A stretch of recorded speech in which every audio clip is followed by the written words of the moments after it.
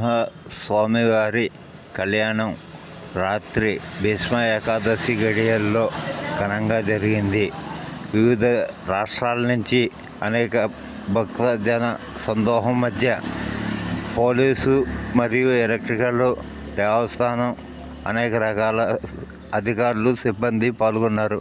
ఈ కార్యక్రమానికి ఆలయ అర్చకులు, ప్రధాన అర్చకులు కళ్యాణం జరిపించారు.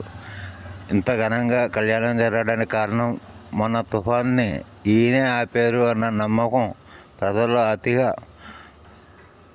చోటు చేసుకుని భక్తి శ్రద్ధలతో ఈ నక్షత్రం కోసం వేచి పడిగాపులు పడి మరీ కోరుకున్నారు.